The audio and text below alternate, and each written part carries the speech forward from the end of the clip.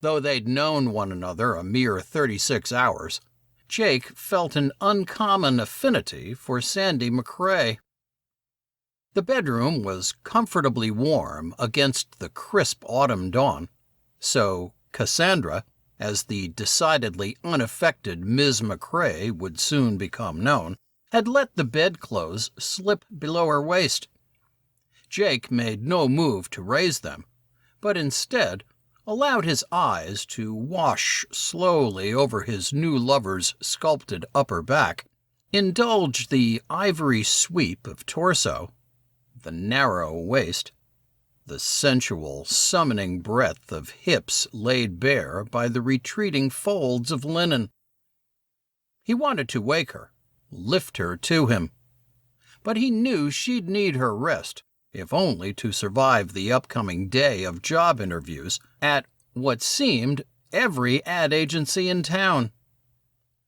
So Jake, ever so gently, moved an amber curl away from her face and bent to softly kiss her cheek.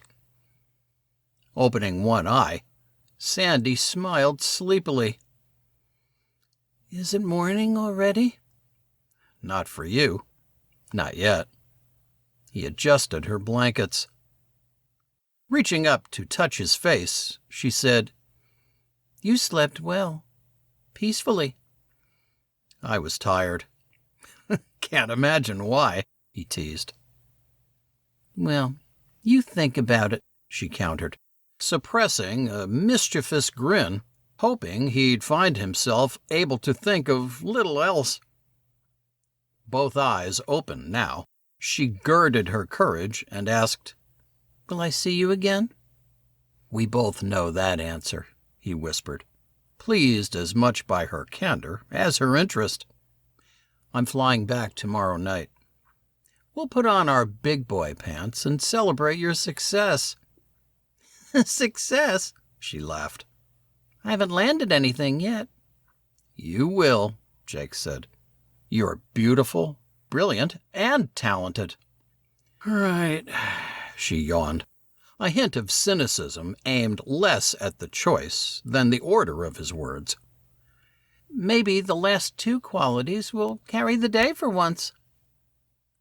Their faces nearly touching, Jake understood the distraction such a face as Sandy's might impose upon a hapless interviewer of either gender, especially those unable to see the aspiring artist as anything other than an aging ingenue. He smiled. "I've seen your renderings, kiddo. Those drawings are gonna knock 'em dead." With that bit of encouragement, they shared one long and lingering last kiss before Jake playfully pushed Sandy's distracting face into the overstuffed pillow, teasing, "Now stop pointing that thing at me, or I'll never get out of here. I'll see you tomorrow night. And remember, big boy pants." They exchanged a smile. She closed her eyes, and Jake turned to leave.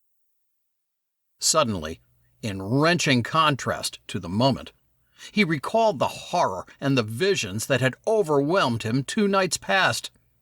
As he stood in the doorway, his back to the bedroom, vivid images of the recurring dream shattered his idyllic morning. Once again, the specter emerged and walked toward him. Once again, he saw its wet garments, its shredded hand beckoning, looming, horribly cold as it drew near. But this time, like no other time, the hand had touched his face. With no little embarrassment, Jake recalled how he'd awakened then to pitch his sweaty, shaking combat veteran's fit, all of it playing out before the wide-eyed and terrified Sandy.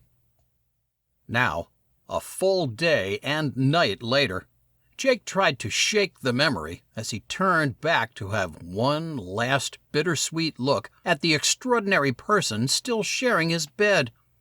And, despite himself, despite the nightmares and learned caution, despite Sandy's earlier terror, despite all of it, he allowed himself to feel the rush of new romance.